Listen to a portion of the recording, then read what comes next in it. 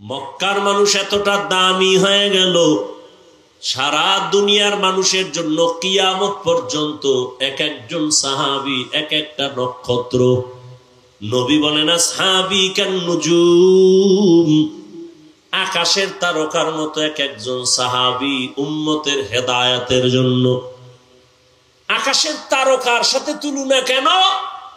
বলে আরবের মানুষ, এখনো মানুষ আছে ওই কক্সবাজার আমাদের কুয়াকাটা বঙ্গোপসাগরের অনেক ভেতরে যায় মাছ ধরার জন্য। গভীর পানির মধ্যে গিয়া জাল ফেলে, ইলিশ গভীর পানির মধ্যে থাকে, 200, 300, 500 হাত পানিতে গিয়া জাল ফেলে ইলিশ মাছ ধরার জন্য। ওখানে তো নেটওয়ার্ক নাই, তো জেলেরা চলাফেরা করে কেমনে? কয় তারকা দেখে আমরা এরপরে রাস্তা খুঁজি, ওটা ওরা বুঝে। আরবের মানুষ তারকা দেখে ভালো মন্দ যাচাই করে। রহমতের নবী বলেন উম্মত কিয়ামত পর্যন্ত আমি আর কোনোদিন আসবো না, আমার রেখে যাওয়া আদর্শ আর আমার সাহাবায়ে কেরামের আদর্শ দেখে তোমরা হেদায়েতের পথ নির্ণয় করো, কারণ আমার এক একজন সাহাবী হেদায়েতের জন্য একটা তারকা। আজকে প্রতিযোগিতা লাগছে সাহাবায়ে কেরামের বিরুদ্ধে কথা বলা, আছে না নাই?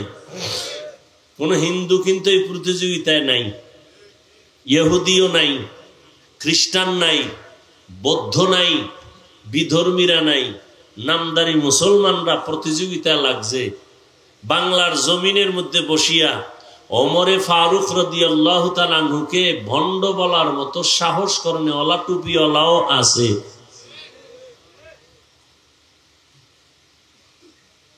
সাহাবায়ে কেরামের বিরুদ্ধে ইশারা ইঙ্গিতে যারা বলবে লেখবে এরা ভণ্ড, এদের যারা ভণ্ড বলবে না তারাও ভণ্ড। আল্লাহ হেদায়েত দান করুন। ওই যে কপাল, কপাল যদি পুড়ে যায়, কপাল পরার আর এক আলামত হলো আল্লাহ যে তার উপরে বেজার, তার প্রথম প্রমাণ সে আলেমদের পিছনে লাগবে। আহলে হক আলেমের পিছনে যে লাগে প্রমাণ তার কপাল খারাপ। মা বাবার সাথে বেয়াদবি, শিক্ষকের সাথে বেয়াদবি। 3 নাম্বার হলো উলামায়ে কেরাম মুরব্বীদের সাথে বেয়াদবি। এই ছোট্ট বয়সে যা দেখলাম, এই 3 জায়গায় বেয়াদবি করিয়া একজনও দুনিয়াতে সফল হতে পারে নাই। এই অল্প বয়সে অনেক কিছু দেখছি। 2004 সালে আমি দাওরা শেষ করলাম। আমাদের ক্লাসে একটা ছাত্র ছিল বড় ভালো, কিন্তু হুজুরদের সাথে উল্টা পাল্টা করতো, মা বাবার সাথে। দেখছি চোখে তাকায় যে বাবা মোনাজাত দিয়ে বড় দোয়া করে, আল্লাহ ধাক্কাইয়া দেওবন্দে লয়ে গেছে। 1 নম্বরে পাস, আইছে বাংলাদেশে। নাম কইলে ফেসবুকের গোলামরা সবাই চিনবে, যাদের জীবন মরণ ফেসবুক। এখন মাও জীবন না, বাবাও না। বাপ ছাড়তে রাজি, মা ছাড়তে রাজি, ভাই ছাড়তে রাজি, মাদ্রাসা ছাড়তে রাজি, সব ছাড়বে। মোবাইলের এই গজবের পথ ছাড়বে না। ও এটা নিয়ে দুনিয়াও বরবাদ করবে, আখেরাতও বরবাদ করবে, মান্নত করে ফেলেছে। এরা চিনবে নামটা বললেই, বিশেষ করে আমাদের মাদ্রাসার লাইনে। এত ভালো ছাত্র বাংলাদেশে কোথাও 1 মাসের বেশি থাকে না। এক জায়গায় মাইরও খাইছে শুনছি। আমার দ্বারা একদিন আইসে মাদ্রাসায় ঢাকাতে, তো ওয়াজ নিবে। আমি তোরে ওয়াজ দিব না জীবন। তো চোখের সামনে শুধু একটা না, হাজারও দেখতেছি। এই 3 জায়গায় যারা বেয়াদবি করে এরা দুনিয়াতেই বিফল, সব ধ্বংস এদের। আজকে বাংলাদেশে এত ঝামেলা কেন? একমাত্র উলামায়ে কেরামের সাথে বেয়াদবির ফলাফল। নাচতে বলেন কেন? দালাল দালাল ভাব। উল্টা আমগো দালাল কন না, আমগো চেহারা দেখলে মনে হয় দালাল। ওলামায়ে কেরাম যদি কোন সুদখোরের কাছে যায়, বুঝতে হবে তার রং ঠিক রেখে যদি যায়, তাহলে সুদখোরের রং লাগায় নাই, বুঝতে হবে তাহলে ইসলামের স্বার্থে গেছে, দুনিয়ার স্বার্থে না। যদি সুদখোরের কাছে যাইয়া তার রঙে রঙিন হয়ে যায় হুজুর, তাহলে বোঝা গেল উদ্দেশ্য ভিন্ন। কিন্তু ওলামায়ে কেরাম তার অস্তিত্ব ঠিক রেখে যদি আওয়ামী লীগের কাছে যায়, বিএনপির কাছে যায় স্বার্থে, হাটহাজারীর হুজুর গেছেন দিনের স্বার্থে, আওয়ামী লীগ হতে যান নাই। বিএনপির কাছে গেছেন মুফতি আমিনী রহমতুল্লাহ আলাই, হাজারো আলেম দিনের স্বার্থে গেছেন, মাদ্রাসার স্বার্থে গেছেন, কোরআন হাদিসের অস্তিত্ব ঠিক রাখার জন্য গেছেন, বিএনপির গোলাম হতে যান নাই।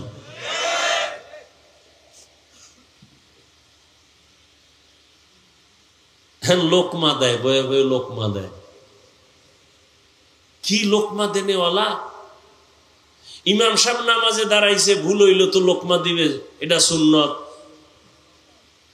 ইমাম সাহেব নামাজে দাঁড়াইলে ভুল হয় না? কথা বলেন না কেন? মাগরিবের নামাজে দাঁড়াইছে, মাইকে তেলাওয়াত শুরু করছে। মসজিদের পার্শ্বে তো বাহিরে চায়ের দোকান থাকে না? থাকে না? ওখানে কয়েকটা বেনামাজি থার্ড ক্লাসের বয়ে বয়ে বিড়ি টানে আর চা টানে, ওখানে নামাজ লাগে না, দিল এমনি পরিষ্কার। ইমাম সাহেব তেলাওয়াত শুরু করছে, জানালা দিয়ে বাহিরে আওয়াজ আসতেছে, আলহামদু পড়তেছে। হঠাৎ করে আল্লাহর কি কুদরত, আলহামদুর মধ্যেই ভুল হয়ে গেছে। তো চায়ের দোকানের ওই বেনামাজিটি শুনে ফেলাইছে। একটা আর একটার কয়, ইমাম সাহেব কইল কি? কত ভুল করছে, ভুল। কত লোকমা দাও। একটা কাপ ফালাইয়া জানালা দিয়ে তাকায় লোকমা দাও। ইমাম সাহেব, কামটা তো ঠিক হয়নি। এটা লোকমা না বেয়াদবি? বলেন, এটা লোকমা না বেয়াদবি? খবরদার, লোকমা দিও, বেয়াদবি করিও না। বলে গেলাম, লোকমা দিও, বেয়াদবি করিও না, মরার আগে পঙ্গু হয়ে যাবি। এখন লোকমা দেবে কারা? বলেন, মুসল্লিরা। তো ইমামের পিছনে মুসল্লি আছে 500, এরা সবাই যদি একটা লোকমার নিয়তে চিৎকার দেয়, তো চাই দেখবে যে ইমাম নাই, জাকাতে স্টক করছে। হবে? লোকমা কিভাবে দিতে হবে? নিয়ম আছে না নাই? পেছনে একজন যোগ্য ব্যক্তি দাঁড়াবে। কার পিছনে? ইমামের পেছনে।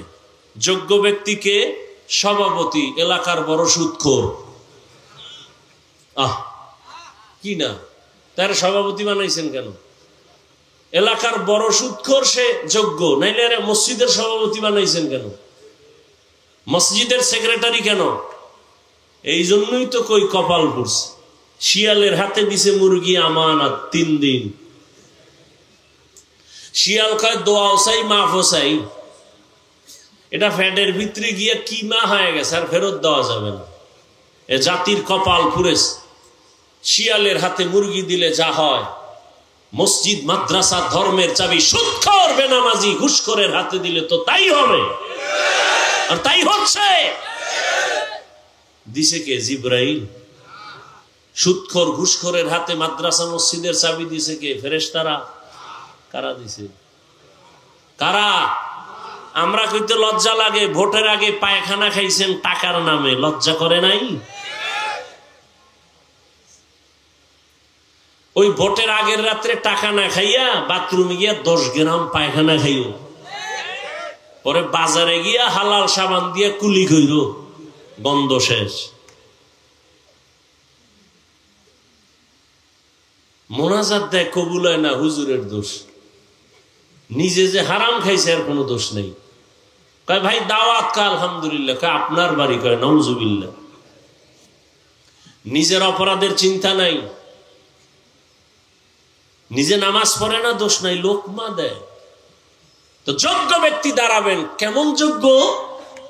ইমামের নামাজের মাঝখানে যদি ঝামেলা হয়, ইমাম পেছনে যাবেন, বাকি নামাজটা পেছনের যোগ্য ব্যক্তি এসে কমপ্লিট করে দিবেন। এমন কি তেলাওয়াত চলতেছে, মাঝখানে হঠাৎ করে যদি এমন হয়ে যায় শব্দের উচ্চারণ যে অর্থ বিকৃত হয়ে গেছে, এটা বুঝার মতো ইলমওয়ালা পেছনে থেকে লোকমা দিবেন।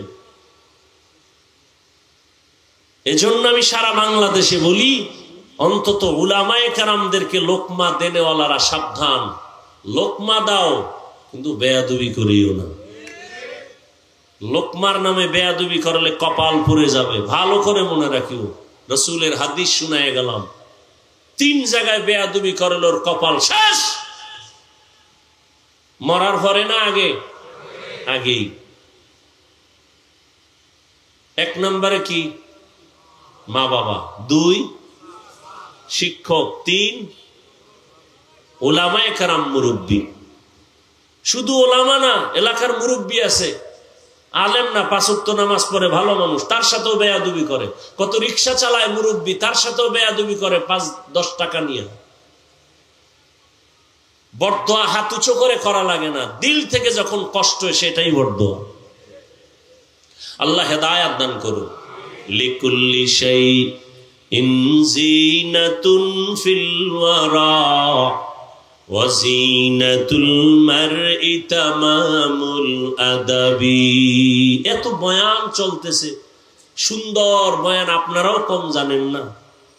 মাইকলে টান দিলে আপনারটাও সুন্দর বয়ান হবে, কণ্ঠও খারাপ না, কিন্তু আমলের খাতা শূন্য কেন?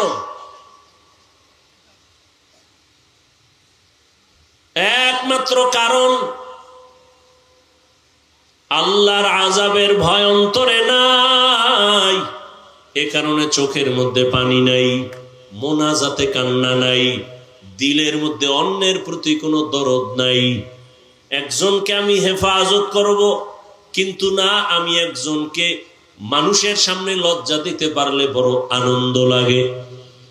এজন্য আল্লাহ পাক বলেন, ও মুমিন, আমি 5টা জিনিসের মাধ্যমে তোমাদের পরীক্ষা করব।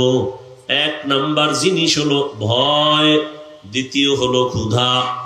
ভয় মানে 4 মাযহাবের 4 ইমাম, এর মধ্যে একজন ইমাম শাফিঈ রাহমাতুল্লাহি আলাইহি বলেন, এখানে ভয় মানে হলো আল্লাহর পক্ষ থেকে ভয়।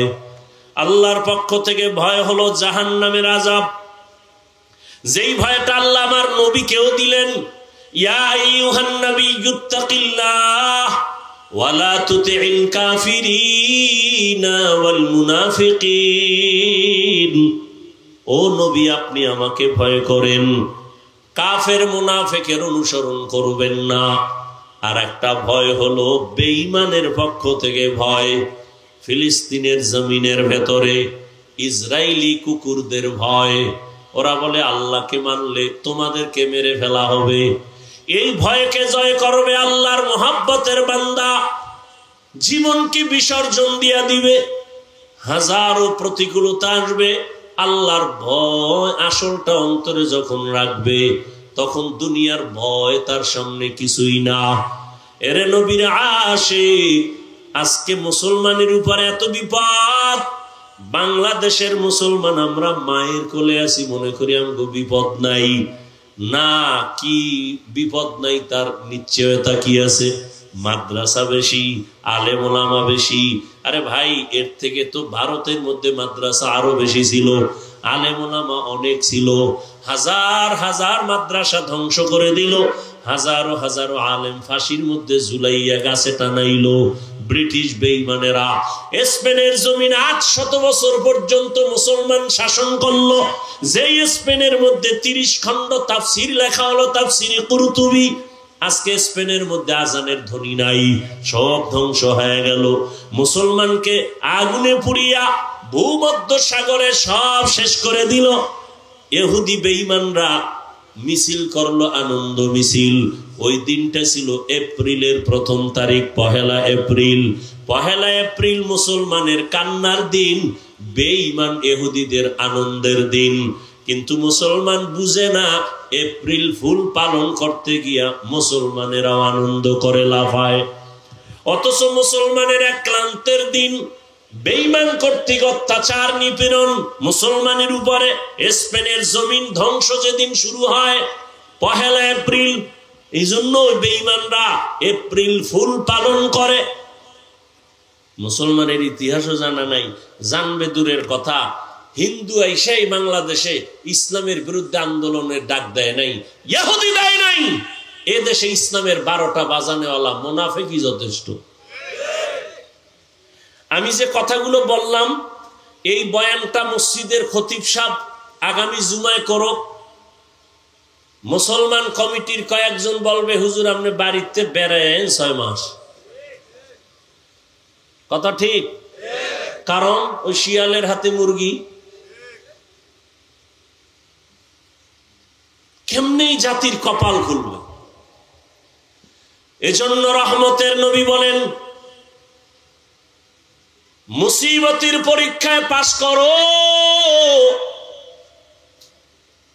ইবাদতের বেলায় ধৈর্য, মুসিবতের বেলায় ধৈর্য ধারণ করো, গুনাহের বেলায় ধৈর্য। জীবনটা চলে যাবে, তারপরও গুনার ক্ষেত্রে কোনদিন আমি সামনে আগাবো না, আল্লাহর ভয়। ভাইরা আমার, ওমরে ফারুক রাদিয়াল্লাহু তাআলা আনহু রহমতের নবীকে জবাই করার জন্য তরবারি নিয়ে দৌড়ায়। আল্লাহর হুকুম, সে ওমর আমার নবীর চেহারা দেখে কালেমাওয়ালা হয়ে গেল। আল্লাহ তাকে এমন ভাবে কবুল করেছেন, ওমর এখন যেই পথ দিয়া চলে, শয়তান ওই পথে চলে না, ভয়। যুবক মদের বোতল নিয়ে হাঁটে, হঠাৎ করে তাকায় দেখে ওমর আসতেছে, ভয়, ফালায়াও দিতে পারে না। আল্লাহর কাছে মনে মনে তওবা করছে। ওমর এসে সামনে দাঁড়ায়, কয় বোতলটা দে। যুবক কাঁপতেছে। কেন কাঁপে? বলে ওমরের মেজাজ এমন যে কথার আগে তরবারি রেডি। যুবক কাঁপতে কাঁপতে বোতলটা দিল।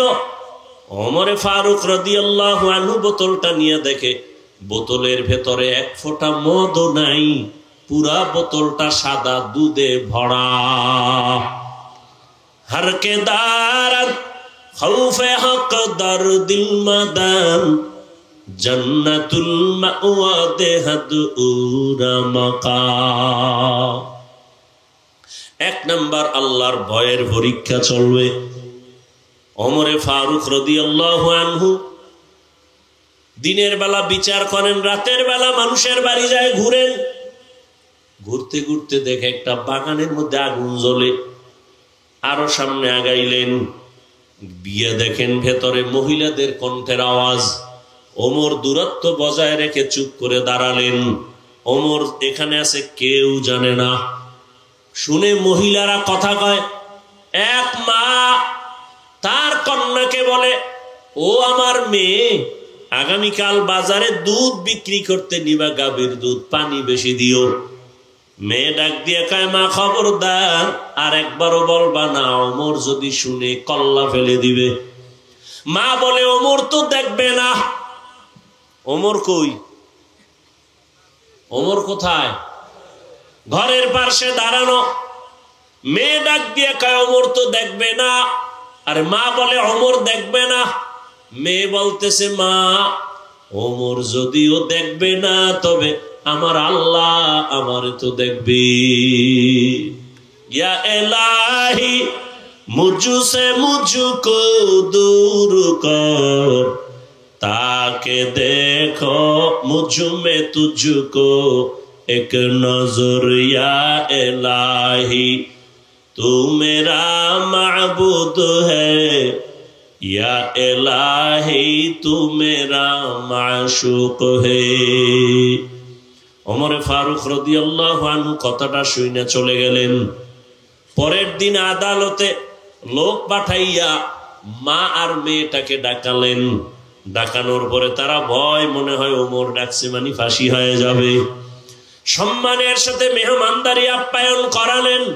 ওমর মোহাব্বতের আওয়াজ দিয়ে বললেন, মা ধন্য আপনার কপাল, এমন একটা মেয়ে আপনি ঘরে পাইছেন যার আপাদমস্তক শুধু আল্লাহর ভয় ঢুকানো, তাকওয়ার ফাউন্ডেশন তার ভেতরে, আল্লাহর ভয়।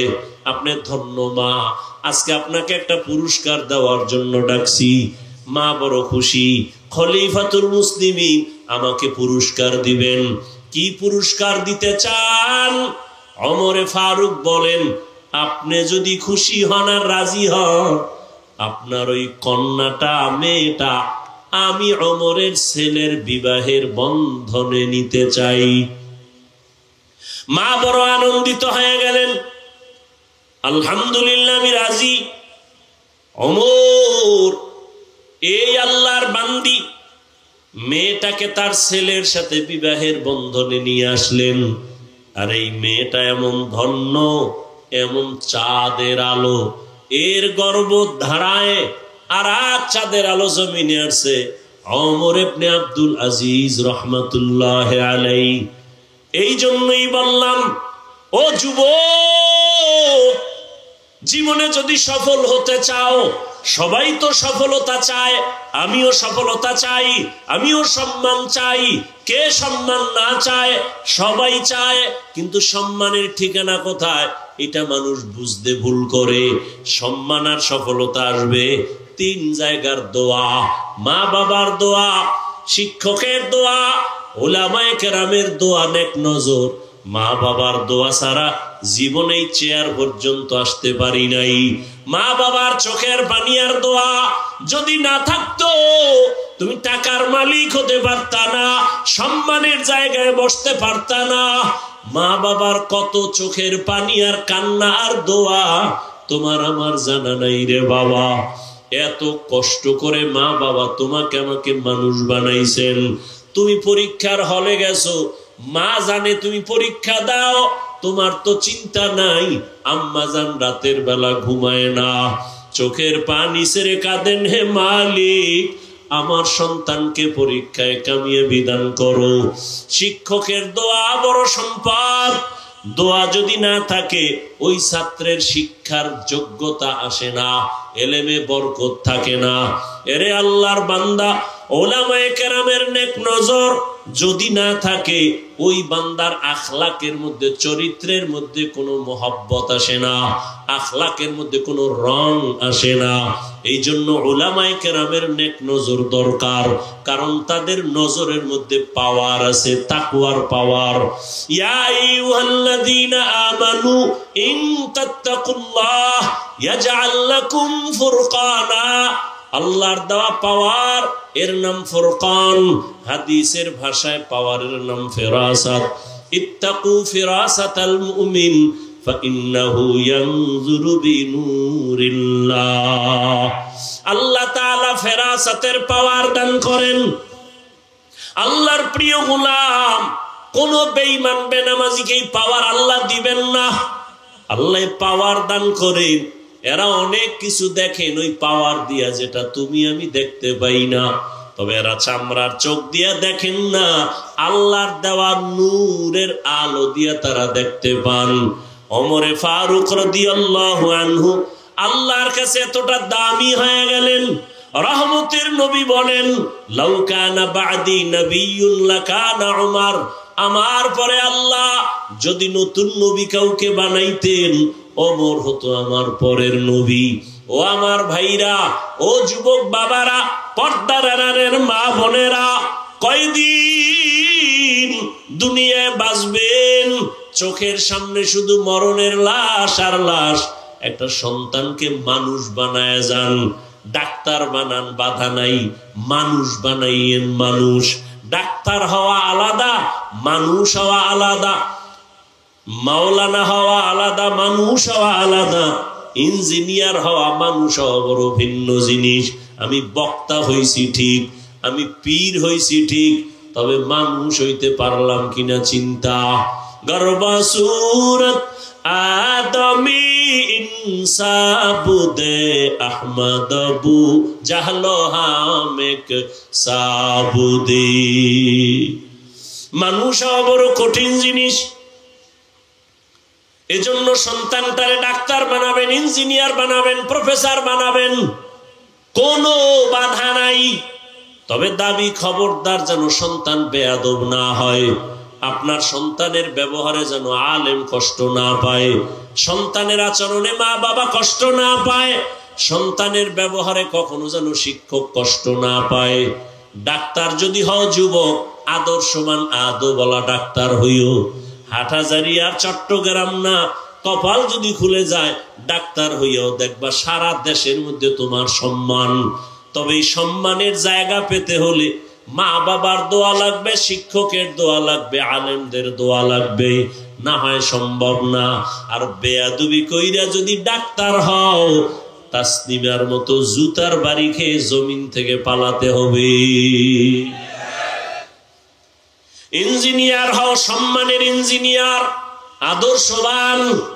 ও যুবক, বয়ান করি মুসলমানের একদল তো আমগো ঢিল সুরে সুরে বলে নবীজি বেঈমানের দাওয়াত দিছে, তোমরা কেন মুসলমানের দাওয়াত দাও? কত কথা, কথা তো আমারও এইটা, আপনাদের কেন বয়ান করব? আজকে তো হিন্দুদের বয়ান করলে ভালো হইতো, ইহুদিদের বয়ান করব। চট্টগ্রামের পাহাড়ি অঞ্চলে খ্রিস্টান মিশনারিরা কতই না ঝামেলা করতেছে, ওখানে বয়ান করা দরকার। পঞ্চগড় অঞ্চলে গিয়া কাদিয়ানি বানাচ্ছে, ওখানে বয়ান করা দরকার। কিন্তু টাইম কই? ফজরের পরে বয়ান, জোহরের পরে বয়ান, আসরের পরে বয়ান।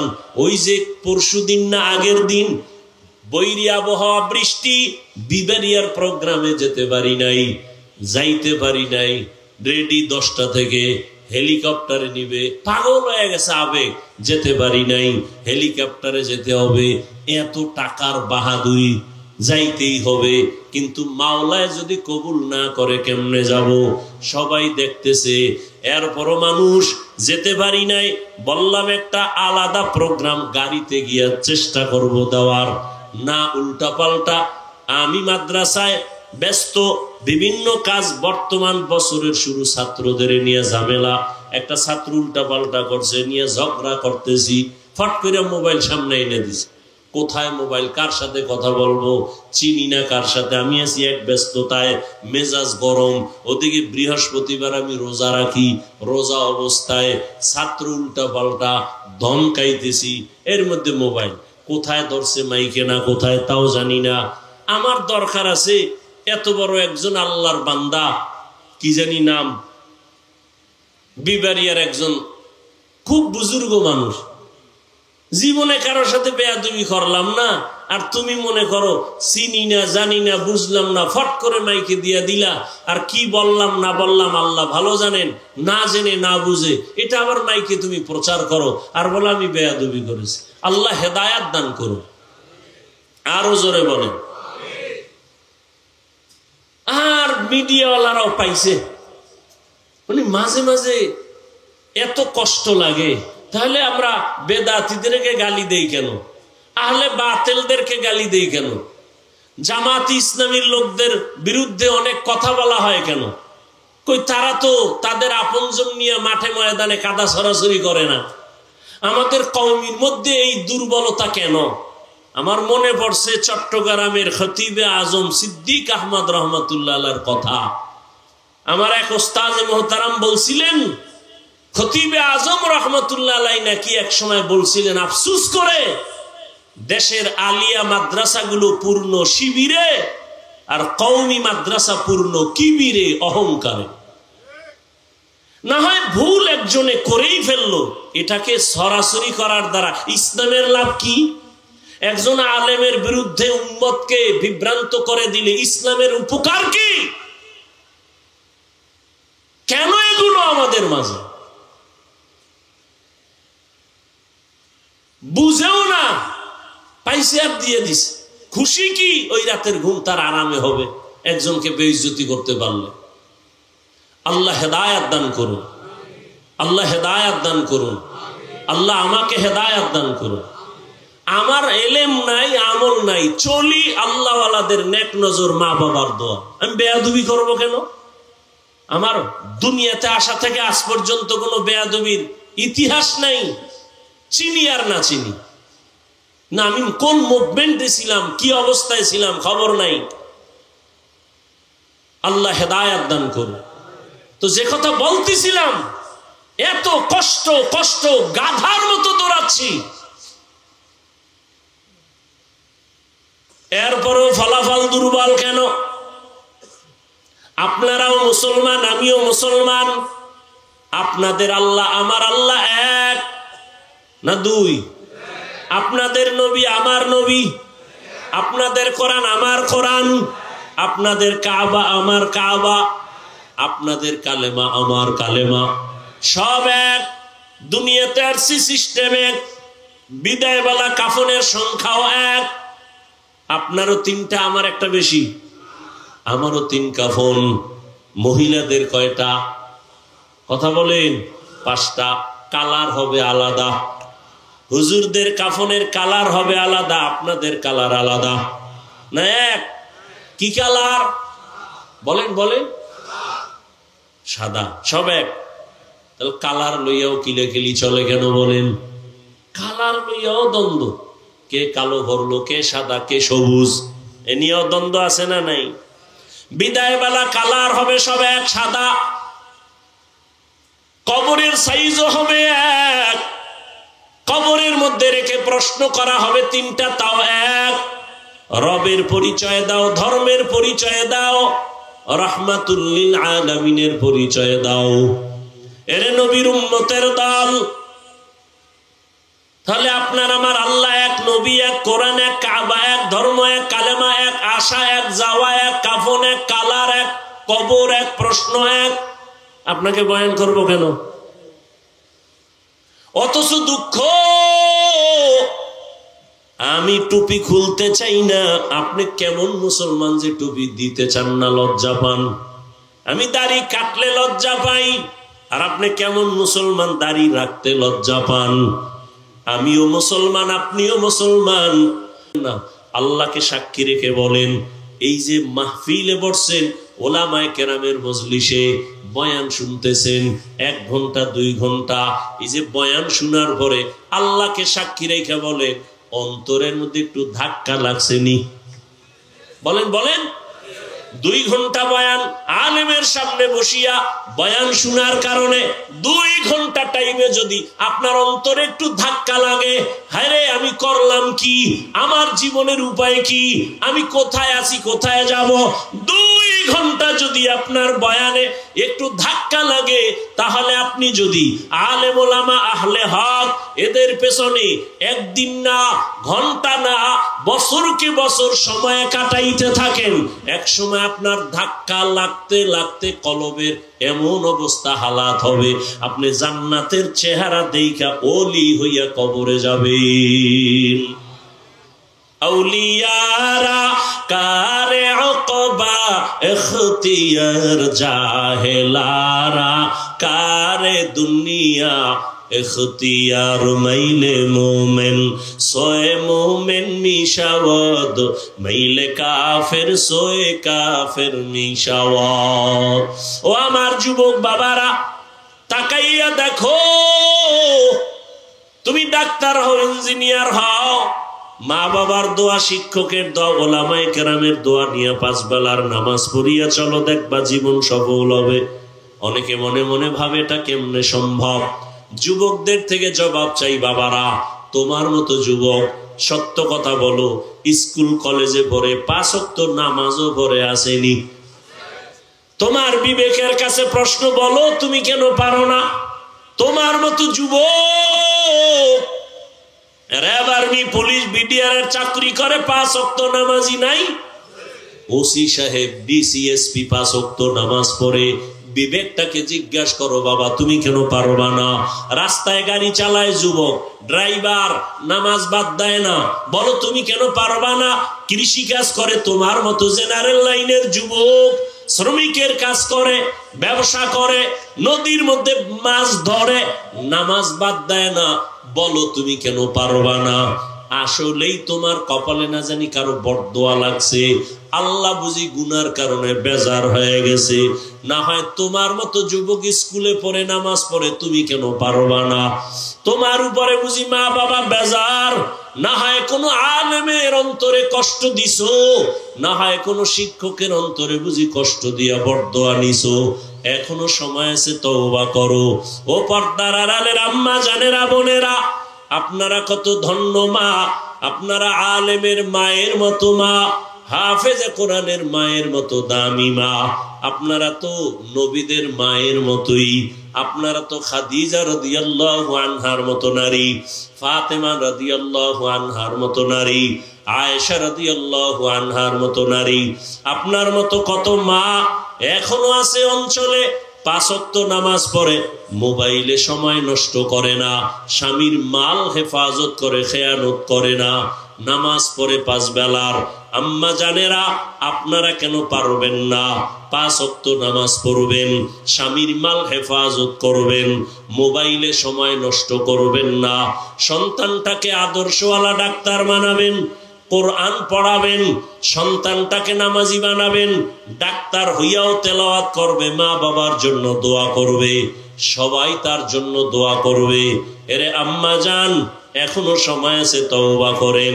বৃদ্ধ বাবাজি, আপনার মতো কত বুড়া মানুষ মসজিদে গিয়া 5 ওয়াক্ত নামাজ পড়ে, আপনি কেন পারবেন না? এখনো সময় আছে, তওবা করে নেন। মনে মনে আমার আল্লাহকে বলেন, হে আল্লাহ, জীবনে তো গুনাহ কম করি নাই, আমার গুনার খবর আমার মা বাবা আপনজনেরা জানে না, আমার গুনার কারণে আমার হাত না পাক, আমার চোখ না পাক, জিহ্বা না পাক, অন্তর না পাক। ও আল্লাহ, কত নামাজ ছেড়ে দিলাম, মনে চাইছে দাড়ি কাটবো, কেটে ফেলেছি, মনে চাইছে পার্কে যাব, দৌড়ায় গেছি, নামাজ আজান শুনিয়াও পড়ি নাই। আর কত, মরণ তো একদিন হবেই, আজকে থেকে তওবা করে নিলাম। যেখানে থাকি, যেইভাবেই থাকি, আর নামাজ ছাড়বো না, দাড়ি আর কাটবো না, বেপরদায় চলবো না। মা বাবার দোয়া নিয়া, শিক্ষকের দোয়া নিয়া, ওলামায়ে কেরামের নেক নজর দোয়া নিয়া, নবীজির আদর্শ মতো জীবনটাকে চালাবো। তওবা করার মতো যদি নিয়ত হয়, মুনাফিকি যদি কারো অন্তরে না থাকে, আল্লাহর ভয় অন্তরে নিয়া খাঁটি তওবার নিয়ত যাদের আছে, দুটো হাত আমার আল্লাহকে দেখায় দেই। আল্লাহ, হাতগুলো কবুল করে নেন, তওবা কবুল করে নেন। তওবার উপরে মজবুত হইয়া নবীজির আদর্শ মতো চলার তৌফিক দান করেন, আমিন। আলহামদুলিল্লাহি রাব্বিল আলামিন, ওয়াসসালাতু ওয়াসসালামু আলা সাইয়্যিদিল আম্বিয়া ওয়াল মুরসালিন ওয়া আলা আলিহি ওয়া আসহাবিহি আজমাইন।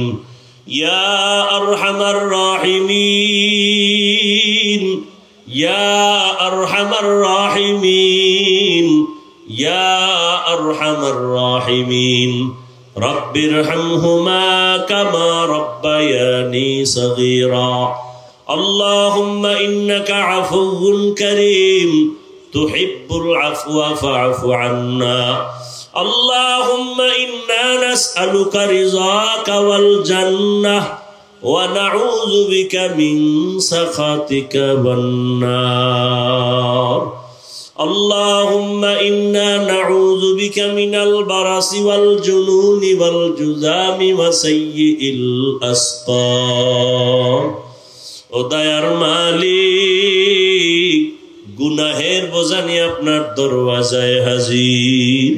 কত উলামায়ে কেরাম, কত তালিবুল ইলম, কত মুরব্বি হাজী সাহেব, কত ব্যবসায়ী চাকুরিজীবী, আয় আল্লাহ, কত যুবক, কত ছাত্র, পর্দার আড়ালে কত মা বোনেরা, গুনাহের বোঝা নিয়ে হাজির হয়েছি। আয় আল্লাহ, শয়তানের ধোকায় পড়ে গুনাহ করে ফেলেছি, গুনার কারণে আমার জীবনটা নষ্ট, আমার হাত না পাক, চোখ না পাক, জিহ্বা না পাক, অন্তর না পাক। তওবার নিয়তে হাত তুলেছি, আর গুনাহ করব না। মেহেরবানি করে আমাদের জীবনের সব গুনাহগুলো মাফ করে দেন। আয় আল্লাহ, আয়োজনে মাহফিল কবুল করে নেন। আয় আল্লাহ, সংগঠন কবুল করে নেন।